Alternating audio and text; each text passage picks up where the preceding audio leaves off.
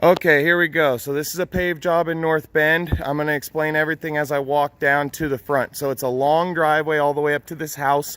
We're doing around this house and down the driveway. So there's an existing hard surface of asphalt and some concrete here.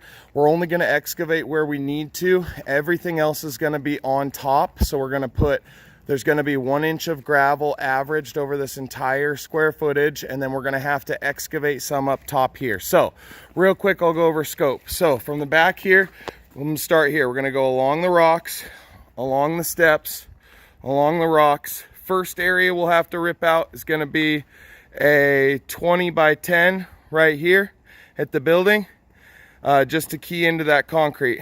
Then all the rest of this is just going to be overlaid on top, straight back to the grass, straight over to that barrel, straight over from the barrel to the mark I put right there in front of the propane, square with the barrel, back to these railroad ties, along these railroad ties in, back out here, along the steps, boom to that line, to the concrete. This is back to excavation now. So we got a 35 by 10 here along this concrete we need to excavate. Then it ties down to here, and we're just excavating to key in, and that's it. And then we're gonna overlay on top. Then we come down to this line, and this is also gonna be 10 feet along this entire concrete pad. And then when we get to this section of the road, it has to be the full width here. So 10 feet back from this pad here, there's gonna be a line. We're going to excavate up against the concrete. We're going to excavate this whole drive lane here to the edge of this concrete pad. And then there's going to be 10 feet off of this concrete pad that we excavate just to tie in on this bottom side. And this might not even have to be 10 feet.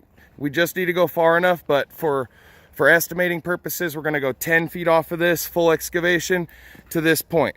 From here on out, there's no more excavation. So it's just 10 here, full width here, 10, and then around that pad up there, and then around the driveway up there. So all concrete key in, that's it. Then borders of our pave go square off of this building, not to the railroad ties, square off, and square all the way down to this front loader here. So we're square off of the building, straight down to this point. And then not where the gravel ties into his recycled asphalt, we're gonna do a square line here. So from this, come down along this edge, and we're gonna incorporate this drain. So do a little asphalt around this drain to catch the water, and from there it ties back into the road. Now this road, like I said, it does have hard surface in it, so our gravel's just gonna go on top. This is the most section of hard surface that's exposed is right here. So for this little strip, I might do a sweeper and some tack. Everything else is going to be on top of gravel. All right, I'm gonna pause it, talk with the customer, and then I'll continue the video going down.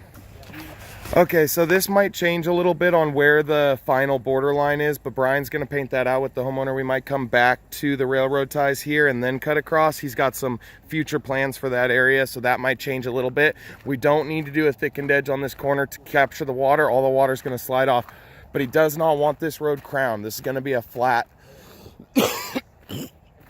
a flat pave, and we're gonna use whatever recycled is here that we can to grade it first. So we'll blade all the existing, and then we will add our rock that we need after that, but we want to try to keep that to a minimum and keep this driveway as tight as we can money wise. So around this corner, we're going to pitch it in. That's the way it naturally sets, and we're going to blade all this gravel that's existing down with the machines. And then once we use all the existing we can, then we're going to come on top and pave it. So I'd say this is a 1-day prep, 1-day pave. We're going to leave rock at this driveway. Once again, looking up the hill, decently steep. We're going to have to make sure the paver doesn't roll away. Really going to have to make sure the paver doesn't roll away. And then at this gravel driveway, we'll just leave some piles here at the bottom of gravel. So after our pave, we can key into that. And you can see up there, that's where another section of the hard surface is.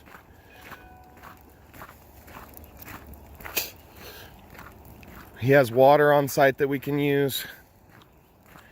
And we're just on the other side of I-90 in North Bend from our yard. So the same exit 32 or whatever we take, but you take a right, go up the hill, and then up at the top of the hill before you get to Rattlesnake Lake is this driveway.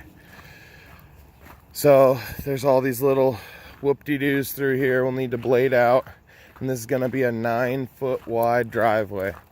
So we'll pave 10 feet on the gravel, and we'll do a 9-foot pave, make sure and have nice long string lines for a really nice straight edge.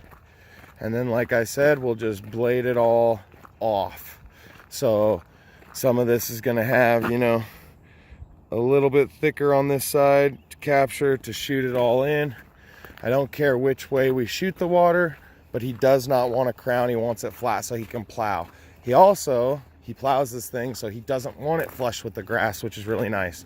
So we're just putting everything on top of this existing run. Okay, still going.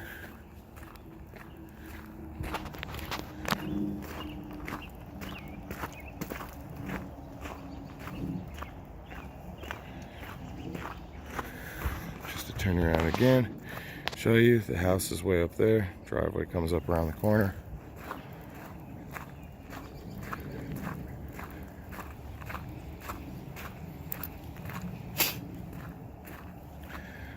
Okay, and then we're gonna have a little bit of work to do at this roundabout.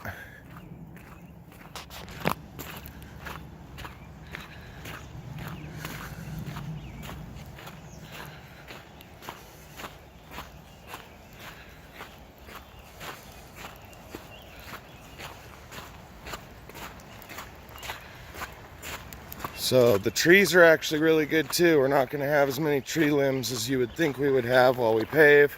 Most of them are going to be up at the gate, and the gate has sensors. So he's going to expose the sensors, set them on top. First thing we do, gravel over the sensors 1 inch, and then we can roll in all day and they'll be good. So now I'm going to pause it. Okay, so we are paving this little roundabout area. It's all gravel and there is no hard surface under this. So tie in right off the grass and right off the rocks all the way down. There's a little drain here on the side that catches water from the grass. It's not going to catch anything from the pave, so we don't need to worry about that. And then we're going to need to excavate back off of this, just drag the gravel back. I don't think we need to put excavate time into it. And then, yeah, all the water comes down to this side. It already has a decent flow, and it all just sloughs off the edge. So all of our water is just coming off of our edges on everything. The main things on this is getting our borders and our top piece excavated back far enough to where we have adequate fall off of the driveways, the concrete driveways up at the top. And then also making sure that we get this sensors. So like I said, he wants the sensors 1 inch under the pave. We're gonna put 1 inch of gravel here.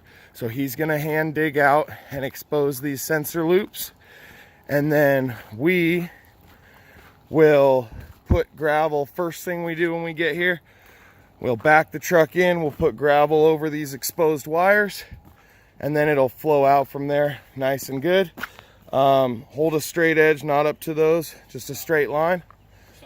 And then we stop right at this mailbox. So we're not coming out to the city or doing anything there. We're just gonna stop it right at the mailbox. Nice clean edge there. And that's it.